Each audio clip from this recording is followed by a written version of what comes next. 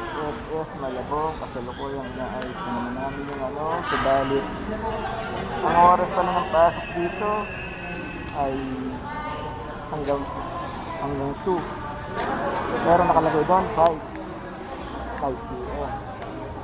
So ano na naman ang gagawin? Ipapain ko ito, papasirok ko ito lahat. Oh ayan, ginawa ko na yan. Hindi, ipapain ko ito tapos ilalagay ko ito retirement. Para matanggap nila lahat ito, ma-file nila. Ito nga ang message niya sa akin. Ayan.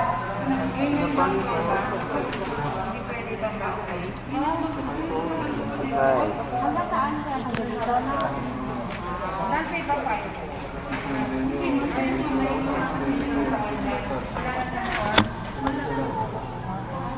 Ma'am, pakiya yung singalit. Ilang days ang processing nila? Bakit? Bakit hanggang oras ang nyo, ang opisina nyo? Di ba po hanggang alas 5 nakalagay dito? Ayan po, sir. Bakit po ganyan? Sa Malabong po, hanggang 5 sila ron. Pumunta kami kahapon dito, hanggang 5 daw. Hindi, sir. Walang 5 po ng normal. Ayan o, kausap siya o. 7 to 5, sabi sa Dapat nagkaganon. Baka po nagtanong kayo, ma'am. Guard po ng mall. Dito. Guard ng mall, dito nakatayo. Ano ba kayo? Wala akong makausap dito, matino ah.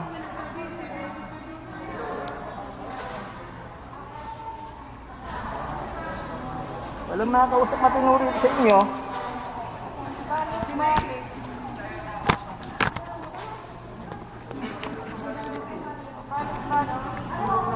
Ito ah. Maliwanag yan, 7 to 5 oh.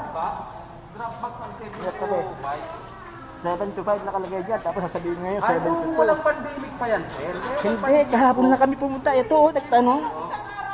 Oh, isang araw lang. Sasabihin nyo, security, sabi niya, security guard na ng mall. Eh, dito nakatayo, security guard ng mall ba yan? Dito nakatayo, security guard ng mall? Hindi, security guard niya. Dito po, tanggap pa yung Dropbox natin. Ay, ilang beses na po ako naguhulog dyan ng ano. Ilang balik na ako dyan. Hindi, vlogger ako, Brad.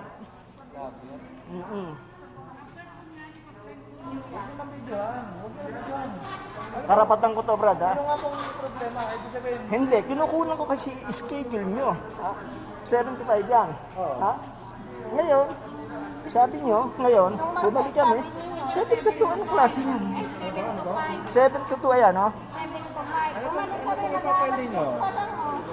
Alam mo ba itong ano ko, itong binapile ko? Patayin nyo muna, patayin nyo. When 2019 pa, ha? Hindi papatayin to. Ayusin niyo yan. 2019 pa ako papalik-balik. Mga peste kayo. Nakakainit ang ulo eh. 2019 pa, October. 2020 na, October. 1 year na. Saan makakarating to? Sige. Tapos hindi pa kayo papasukan.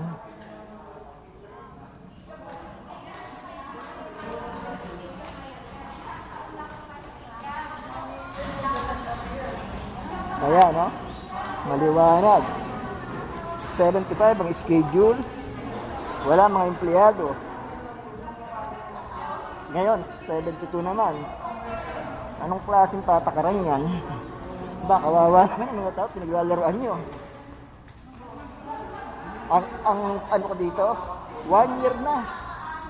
1 year na ako nag-ano. Hindi matapos-tapos yung pagpapile pa lang ng application. Kaya, anong klase ano ito ng SS na to? Eto. At ako'y nag-email na sa PCC. Mga kurap kasi.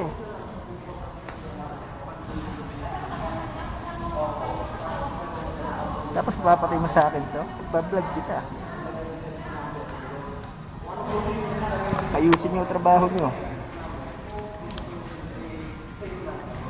Nakakainit ng ulo eh.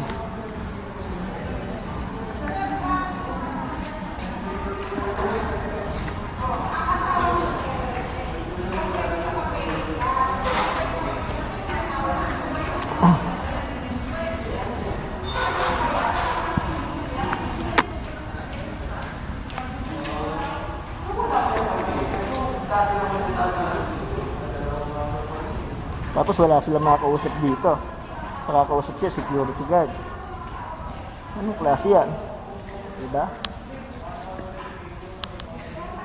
Ano sistema yan? Kahit abunta mo na lang dito, wala akong makausap na patino. Makakainit ng ulo. Aatakihin ka rito eh. Anong klaseng sistema yan? Mahal na Pangulo. Tingnan nyo ha, ito branch ng SS to, Malabon. Ha? Pakicheck nyo lang ha. Lalo na sa head office nyo ha. Mga kurap yan. Sa SS. Head office. Dahil sa katarantaduhan nyo, pati yung mga branches na dadamay. Ngayon, hindi nyo kaya explain sa tao. Ha? Hindi nyo kaya explain sa tao. Paano nangyari yun? Wala kayong maipaliwanag, di ba?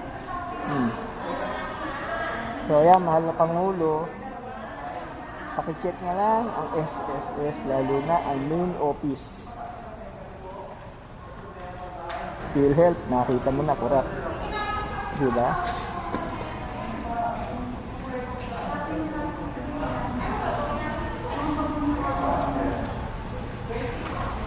Alam niyo ba, pandemic, nag-lockdown, wala kaming natanggap na isang kusina SAP ha, SAP na yan.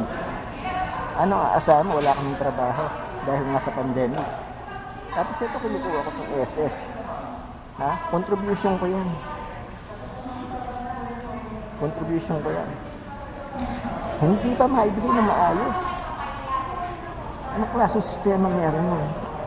Ay, naku, mahal na Pangulo, pakiayos niyo po yan. Pakirin, ano nyo.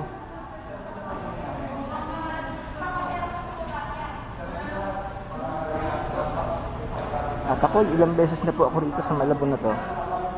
Ilang beses na ako naglagay ng envelope dyan. Nagpaserox na napakamahal dito. Wala pa rin nangyayari.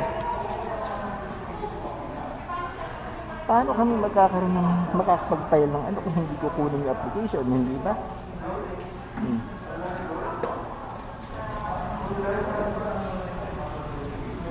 So please, mahal na Pangulo, paki-check lang po.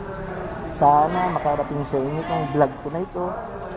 At lalong-lalo na sa kinaukulan sa main office ng SSS. Mga kurap.